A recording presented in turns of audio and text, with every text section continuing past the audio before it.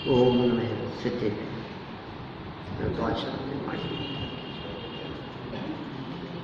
क्षत्र चूड़ामणि नामक यह ग्रंथ बहुत ही मार्मिक चर्चा कल यहाँ अंतिम चरणों में हुई थी, क्योंकि ज्ञान ही सर्व कर्मों को नष्ट कर देने में समर्थ है।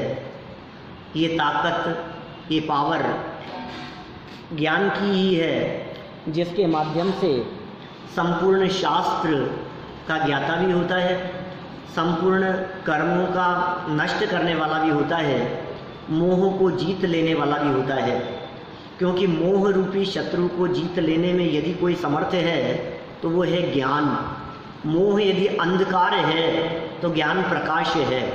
ज्ञान का प्रकाश जहाँ होगा वहाँ मोह अंधकार नहीं हो सकता है। हमारे चित्त में समझते हुए जानते हुए भी विपरीत भाव क्यों आते हैं, खोटे भाव क्यों आ जाते हैं? हम समझते हुए भी गलत कार्य करने की तरफ प्रवृत्त क्यों हो जाते हैं? हम सोचते हैं झूठ नहीं बोलना चाहिए, फिर भी हमारे मुख से असत्य वचन क्यों निकल जाता है? हम सोचते हैं हमें चोरी नहीं करना चाहिए, लेकिन फिर भी किसी का पेन ले लेने का भाव क्यों आ जाता है? जिन मंदिर से पुस्तक ले जाने का भाव क्यों आ जाता है? किसी भी वस्तु को उठा, भले ही ना उठाएं ना करें, लेकिन जो खोटा भाव मन में आ जाता है वो तो ठीक नहीं है ना। हम जानते हैं हिंसा करना योग्य नहीं है, कुशील व्यभिचार योग्य नहीं है, सप्त व्यसन महापाप हैं, उसके बावजूद मन में ऐसे भाव क्यों आ जाते हैं?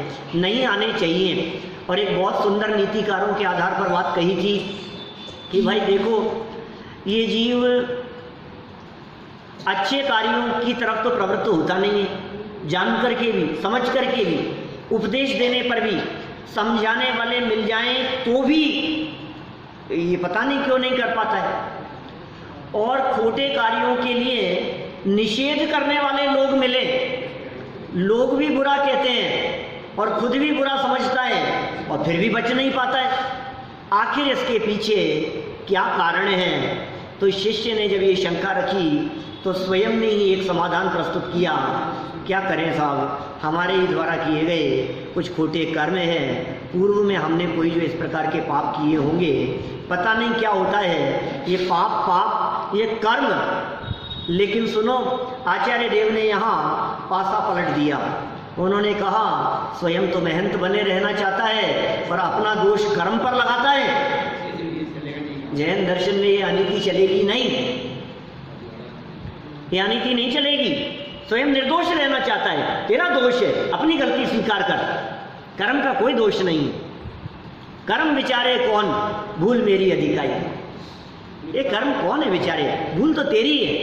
तो फिर साहब मैं क्या करूं, मेरे से हो जाए तो मैं समझ तो रहा हूं ना कि तू समझ ही नहीं रहा है। तू समझ एक बार, तेरा चिंतन सही दिशा में चलना चाहिए। यदि तेरा चिंतन सही दिशा में निरंतर चलेगा तो निश्चित रूप से तेरे मन में ये पाप भाव भी नहीं आएंगे, ये कर्म भी स्वयमेव नष्ट हो जाएंगे। और इस संदर्भ में वादीप सिंह सूरी आत्मज्ञान कराते हुए आत्म स्वरूप का वर्णन बहुत सुंदर शब्दों में व्यक्त किया।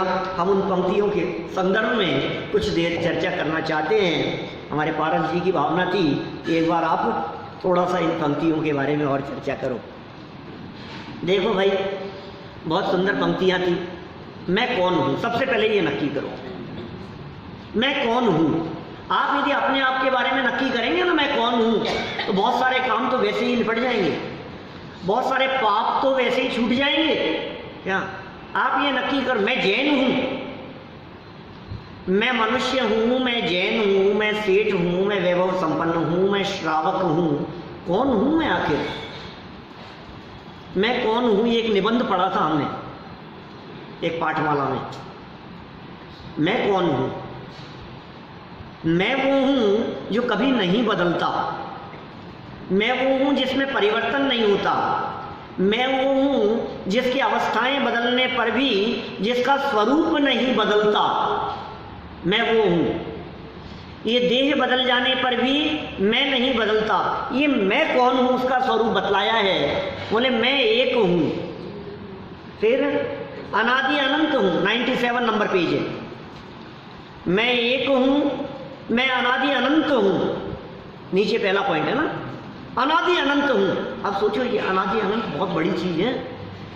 अनादि अनंत की पावर ख्याल में आते ही सारे पाप छूट जाते हैं। अनादि अनंत की पावर ख्याल में आते ही सच्ची क्षमावाणी बनती है, क्योंकि मैं अनादि अनंत हूँ और सामने वाला भी अनादि अनंत है। अब बोलो किसने किसका क्या बिगाड़ा? वो मेरा क्या बिगाड़ सकते हैं? उन्होंने मेरा क्या बिगाड़ लिया कि नहीं साहब मेरे 15 लाख रुपए खा गए, 25 लाख रुपए खा गए। अरे वाह, तेरे पैसे खा गए। वो पैसे तेरे थे क्या कि तूने जबरदस्ती उनको अपना मान रखा था? अच्छा नहीं मेरे थे साहब। कि कब से थे तेरे? कि ये कोई 10-5 साल पहले कमाए थे। और कब तक रखने वाला था उनको? कि जब तक जीवन था तब तक तो रखता। तेरा जीवन कितना है? तू तो अनादि काल से है और तू अनंत काल तक रहने वाला है। सुन, ये तेरे अनादि अनंत टाइम पीरियड के बीच में कभी कभी द्रव्य कर्म उदय में आकर तुझे टेम्परेरी कुछ वस्तुएं दे जाता है, टेम्परेरी दे जाता है। और ये इसलिए देकर के जाता है कि सुनो तुमने कुछ अच्छे काम किए थे, इसलिए मैं तुम्हारे को ये वस्तुएं प्रदान कर रहा हूँ, तुम इनका उपयोग करो, अच्छे काम में उपयोग करना। लेकिन जिस दिन मैं जरूरत समझूंगा उस दिन बिना नोटिस दिए वापस ले जाऊंगा। किसने कहा? द्रव्य कर्म में। क्या विदाउट नोटिस? क्या कोई नोटिस नहीं?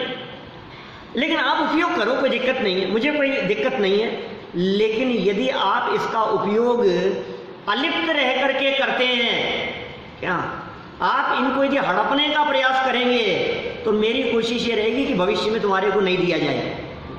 एक तो तुम्हारे को उपयोग करने के लिए मकान दे दिया, एक तो तुम्हें उपयोग करने के लिए गाड़ी दे दी, अब तुमसे हड़प लो तो आगे से सोचूंगा भैया इसकी नीयत सही नहीं है।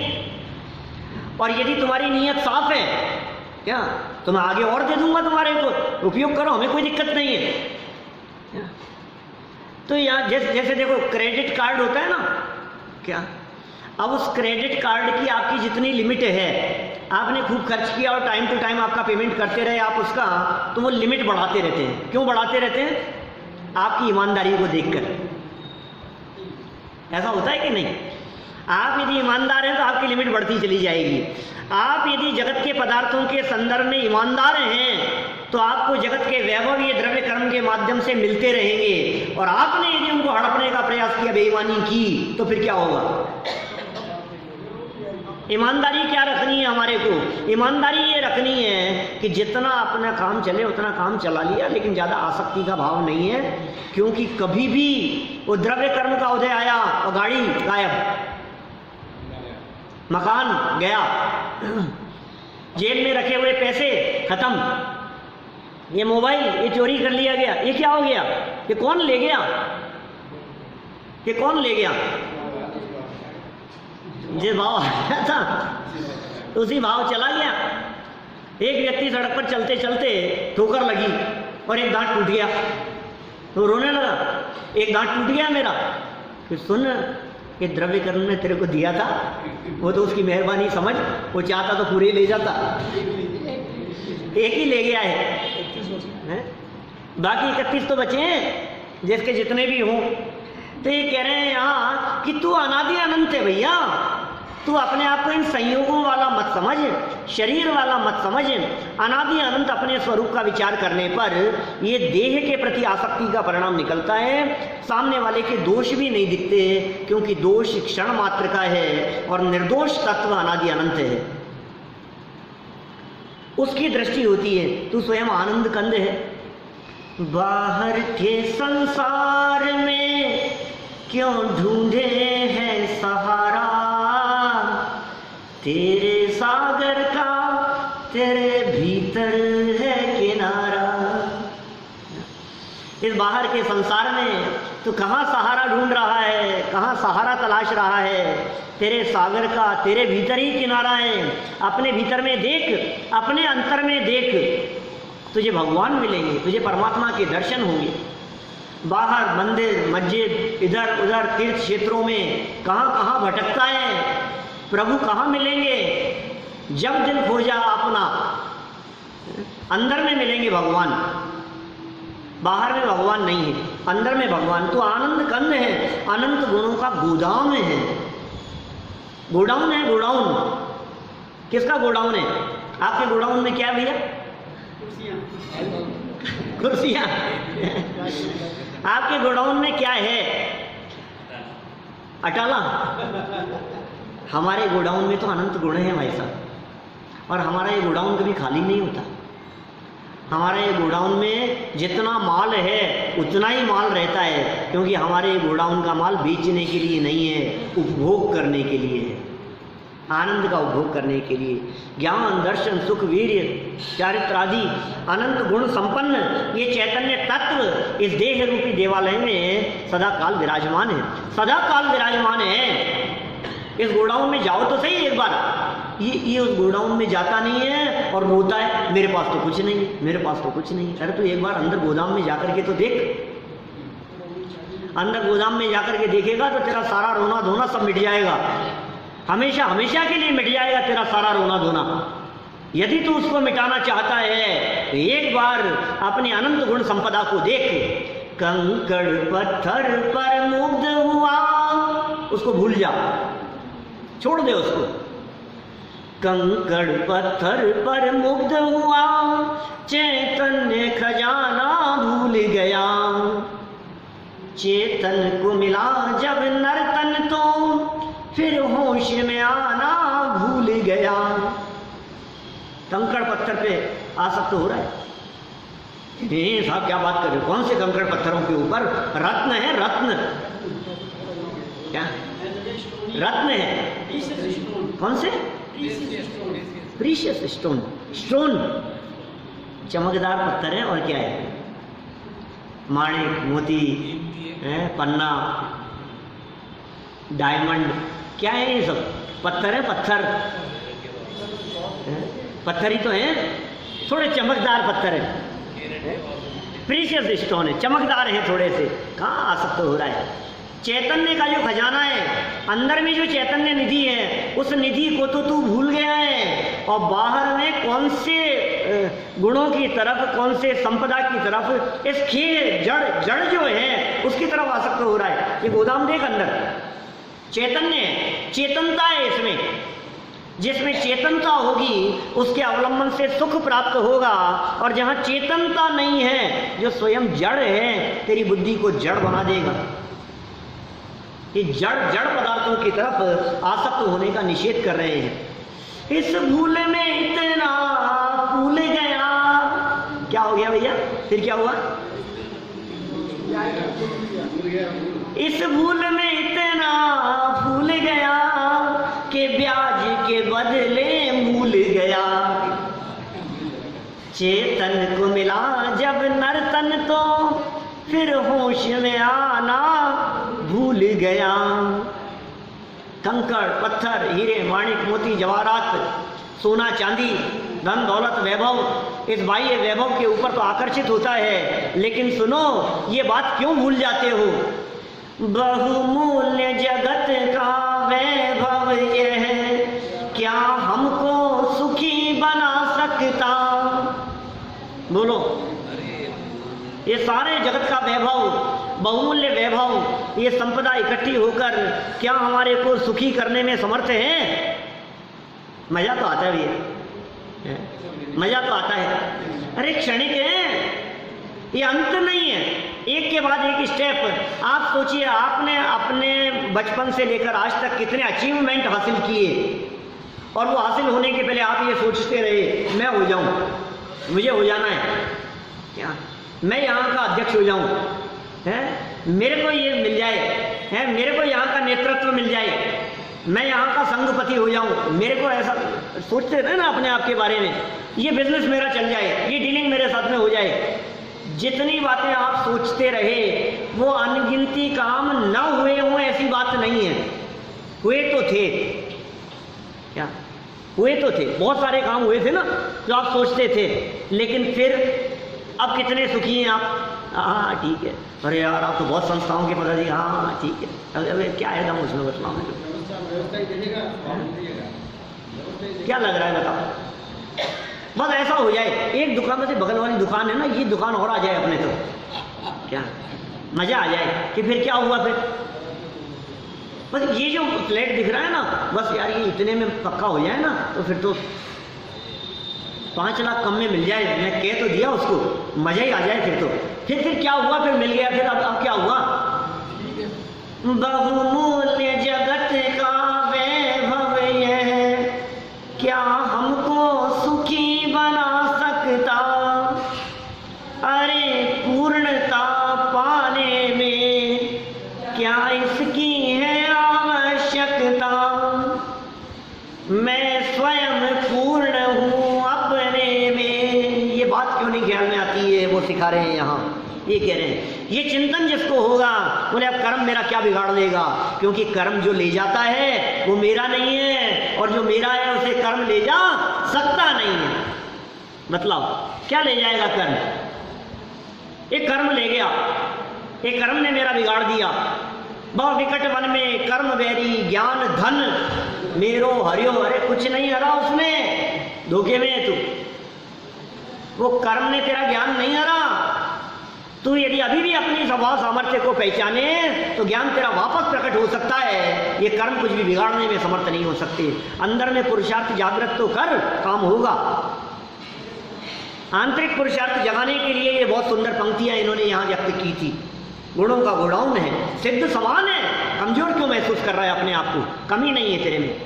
रे प्रभु तू काहे बातें अधूरा, तू सब बातें पूरा, तू सब बातें पूरा है।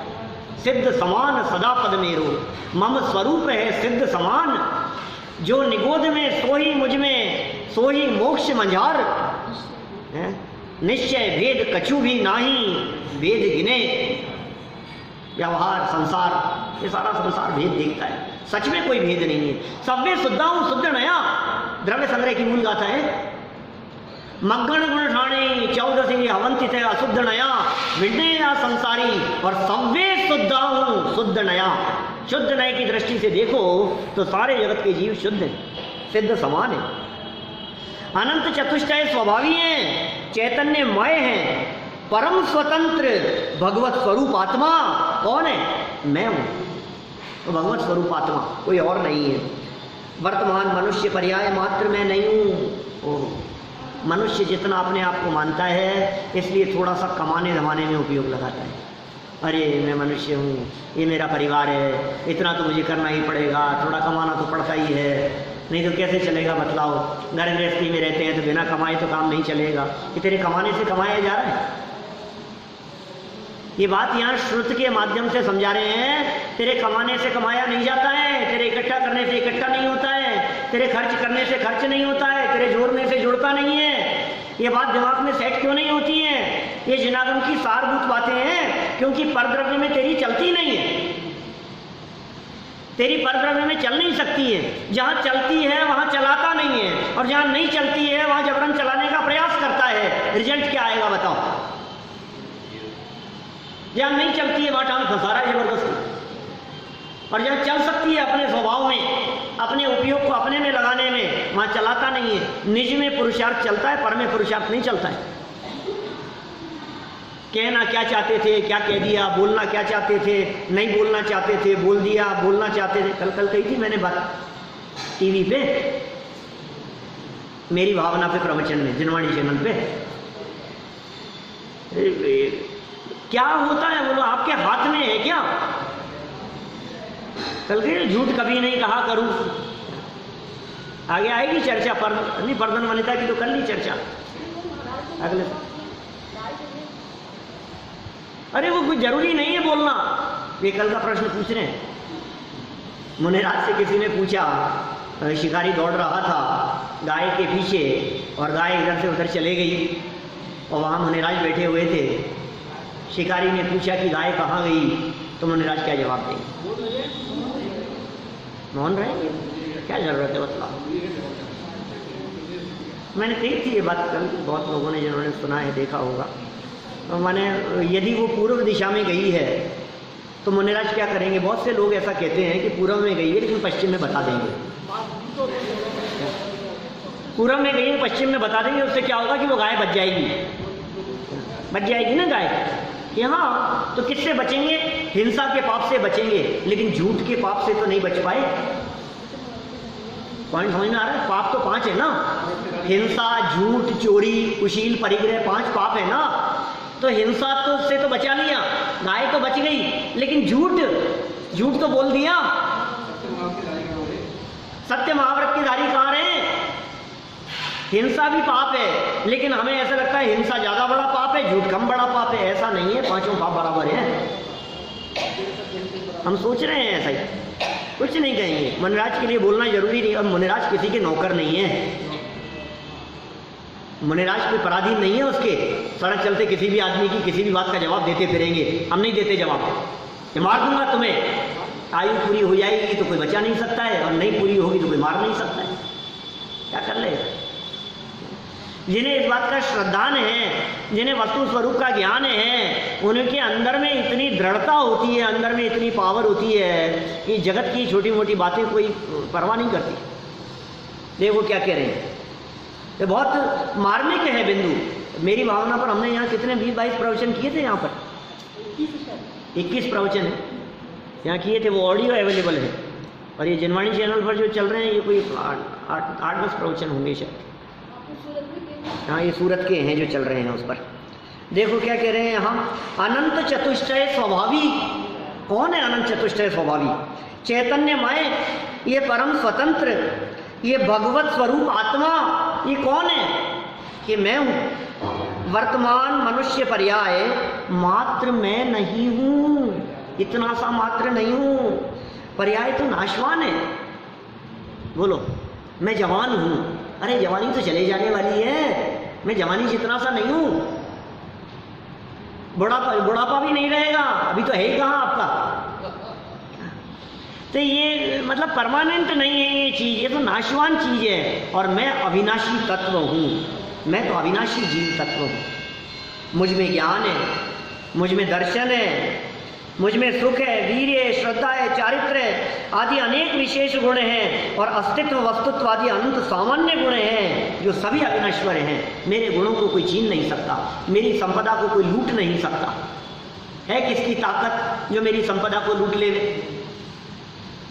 किसी में ताकत है जो मेरी संपदा को लूट ले? और देखो, लूटने वालों से भी कहते हैं कि सुन भैया, जैसे अनंत संपदा का मालिक मैं हूँ, उसी प्रकार की अनंत संपदा तेरे पास भी है। ये क्या कहते हैं हमारे को परमात्मा? ये अनंत भक्ति कर रहे हैं हम भगवान की।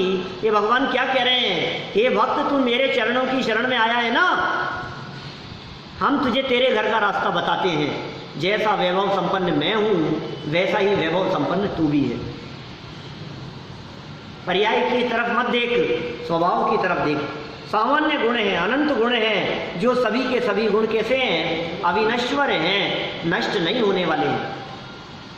वास्तव में देखा जाए तो मुझे मोक्ष ही प्राप्त करना है। आपको क्या चाहिए बोलो? ये वाक्य जो है ना, ये वाक्य तो आचार्यों के हैं, ये वाक्य तो विद्वानों का है, ये हमारा वाक्य नहीं है। वास्तव में देखा जाए तो मुझे तो मोक्ष ही प्राप्त करना है। अरे वाह, अभी तो दुकान चलानी है तेरे को, मोक्ष प्राप्त करना है। बात कर रहे हैं हम, मेरे को तो बस अपने को तो हे भगवान, बस तुम जैसा बनने के कारण शरण तुम्हारी आया, नाथ तुम्हारी पूजा में सब स्वाहा करने आया। तुम जैसा, झूठ बोलता है, तुम जैसा बनने के कारण भिखारी बनकर के आया है, डिमांड रखता है भगवान के सामने, न मालूम क्या क्या मांगता है, और कहता है हे भगवान तुम जैसा बनने के लिए। किसको झूठ बोल रहे हैं, किसको धोखा दे रहे हैं हम? ये क्या कह रहे हैं? देखा जाए तो ज्ञानियों की तो आकांक्षा मोक्ष प्राप्त करने की होती है। मुक्ति चाहिए हमारे को, तो मुक्ति उनको चाहिए जिनको संसार में रहना पसंद नहीं है। तुम्हें अच्छा लगता है? कितना अच्छा तो मकान बनाया है मैंने, कितने अच्छे बंगले में शिफ्ट हुआ हूँ अभी तो। आप इसे बदलने की बात कह रहे हो? सुन भैया, एक घर ऐसा बनाएंगे जिसके बाद में दोबारा घर बदलना नहीं पड़ेगा। एक घर ऐसा होना चाहिए। अब ऐसे घर में जाकर के शिफ्ट होंगे जिसके बाद में बदलना नहीं पड़ेगा। चेंज नहीं करेंगे फिर घर हम, पर घर फिरत बहुत दिन बीते, अब नहीं बदलेंगे हम घर। ये कौन सा घर होगा वो मुक्तिपुरी है मेरा धाम, यहाँ से फिर ठिकाना नहीं बदला जाता है, यहाँ से अवस्थाएं नहीं बदली जाती है। एकमात्र दुनिया के सर्व दर्शनों में से एक दर्शन है जैन दर्शन, जो भक्त नहीं भगवान बनने की बात करता है, जो ये कहता है तुम सिद्धालय में जाकर के विराजमान हो सकते हो। जिनके परमात्मा ये कहते हैं कि हे भक्त तू अकेला भक्त नहीं है, तू मेरे बगल में आकर के बैठ सकता है, ये जैन दर्शन है। कौन कहे बतलाओ, दुनिया में कौन परमात्मा ऐसे होंगे जो ये कहेंगे तू हमारे जैसा बन सकता है। ये मोक्ष की बात करें, मोक्ष ही प्राप्त करना है, किंतु अब क्या करें साहब, करना तो है लेकिन क्या है वो मिलता नहीं है ना। ये पंचम काल चल रहा है ना, इस पंचम काल में मोक्ष मिलता नहीं है ना, किंतु साक्षात मुक्ति की प्राप्ति इस पंचम काल में शक्य नहीं है। ओहो क्या करें, कैसे जाएं भैया, मुक्ति तो जाना है हमारे को, मोक्ष तो प्राप्त करना है, अतः मोक्ष मार्ग को प्राप्त करना ही है। मुक्ति तो मिलेगी नहीं, पंचम काल चल रहा है, तो क्या करें, मोक्ष मार्ग को प्राप्त करना ही है। कि साहब ये मोक्ष का मार्ग कौन सा है, एमआई रोड से जाता है कि इधर आगरा रोड से, किधर से जाता है टोक रोड से, इधर त्रिपुलिया होके जाता है, चांदपुर से, हमारे इधर तो आदर्श नगर में है, किधर जाता है? अरे भाई मोक्ष बाहर की कोई मंजिल नहीं, द्वार उसका आपके भीतर खुला है। आप कहाँ तलाश रहे हो मोक्ष को? बाहर के कोई रास्ते मोक्ष ले जाने वाले नहीं हैं, अंदर रास्ता है एक। मोक्ष बाहर की कोई मंजिल नहीं, द्वार उसका आपके भीतर खुला है। तो फिर क्या करें, बाहरी घुड़ दौड़ को सब रोक दो और भीतर देख लो क्या सिलसिला है।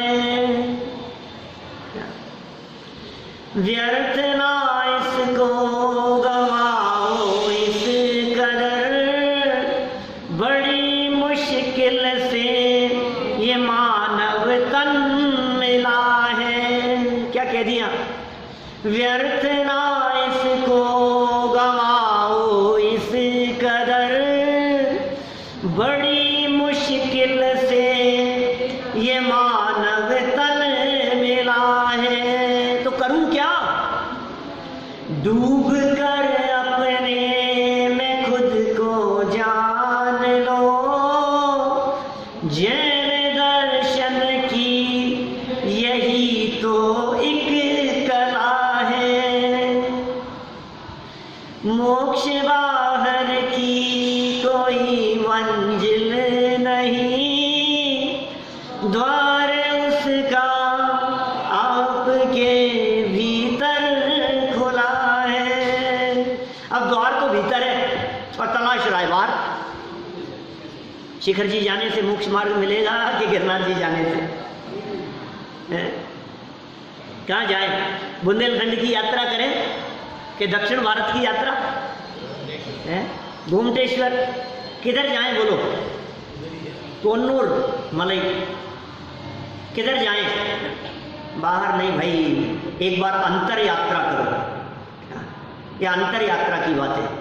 जब अंतर यात्रा होती है तो अंतर के अवगुणों को निकाल के बाहर फेंका जाता है। अंतर की जब सफाई होती है तो अवगुण निकल जाते हैं और सद्गुणों का भंडार, वो जो गोडाउन था अंदर में, वो जब निकलता है, जब प्राप्त होता है, जब प्रकट दिखाई देता है, तो ये अक्षय अपूर्व अनंत सुख की प्राप्ति करता है। ये जीव अभूतपूर्व सुख और आनंद की प्राप्ति होती है। वो मार्ग में ही हो जाती है, रास्ते में ही वो आनंद की अनुभूति होने लगती है। मंजिल प्राप्त होने पर तो अनंत अपूर्व सुख मिलेगा ही, लेकिन मार्ग में भी, उस रास्ते में भी आपको उस अतीन्द्रिय आनंद की कणी का चखने का अवसर मिलता है। ये मोक्ष मार्ग, ये रत्नत्रय स्वरूप है। और रत्नत्रय में मूल क्या है? सम्यक दर्शन, वो रत्नत्रय में मूल है। और सम्यक्त्व की पात्रता क्या है, ये हमने आपको 2-4 दिन पहले बताई, लिंक भेजी ना। सम्यक्त्व की पात्रता, ये पात्रता क्या है? यदि आप अपने जीवन में मोक्ष मार्ग प्रकट करना चाहते हैं, आप यदि सम्यक दर्शन प्रकट करना चाहते हैं, तो पहले पात्रता तो प्रकट करो। जिन भगवान को आप अपने में उतारना चाहते हैं, आपने देखा है बैठने की जगह भी है कि नहीं? मेरे मन मंदिर में आन पधारो महावीर भगवान। अरे वाह, मन को मंदिर कह रहा है। राग द्वेष कषाय पाप तो अंदर में भरे पड़े, अंदर में तो काम क्रोध आदि विषय कषाय का कचरा भरा पड़ा है, और कह रहा है मन मंदिर में आन पधारो। फिर कितनी बार तूने पुकारा माइक से मन मंदिर में आन पधारो, कभी आए कि नहीं महावीर भगवान? आना पड़ेगा, एक बार तो तुझे आना ही पड़ेगा, और सोते हुए भारत को जगाना ही पड़ेगा। वर्तमान को वर्धमान की आवश्यकता है। आएंगे कि नहीं महावीर भगवान? मन मंदिर में आएंगे कि नहीं? आ तो सकते हैं, लेकिन मन को इतना पवित्र तो बनाओ कि भगवान महावीर स्वामी आ सके। क्या बोलो? इतना पवित्र तो बनाओ अपने मन को, अपने हृदय को। जमाई बाबू आने वाले होते हैं ना, घर में सफाई हो जाती है, और कोई बड़े विशिष्ट लोग आने वाले हों तो फिर तो सफाई का कहना ही क्या। लक्ष्मी जी के आने की कल्पना होती है तो पूरा घर साफ कर लेता है दिवाली पे। लक्ष्मी जी आएंगी फिर, और एक एक स्टेप बढ़ा करके तो देखो आप, घर में आपके पार्षद आने वाले हो, घर में आपके एमएलए आने वाले हो, घर में आपके मुख्यमंत्री आने वाले हो, और नरेंद्र मोदी की चिट्ठी आई है, दीपेश जी आपके यहाँ आ रहा हूँ। बोलो अब क्या होगा? कैसा लगता, कैसा फील करते हैं आप? अब सफाई कहाँ होगी मतलब? घर, अरे पूरे नगर में, एयरपोर्ट से लेकर जिन जिन बाजारों गलियों रास्तों को क्रॉस करते हुए हमारे घर तक आएंगे हैं, जगह जगह पर दरवाजे बना दिए जाएंगे, सफाइयाँ हो जाएगी, रोड सही हो जाएगी, कहीं कोई गड्ढा नहीं रहेगा, रंगोलियाँ बना दी जाएगी, चारों तरफ सुंदरता, और नरेंद्र मोदी जी को ऐसा लगेगा कि पूरा भारत स्वच्छ है। कैसा लगेगा मतलब? कितनी स्वच्छता है।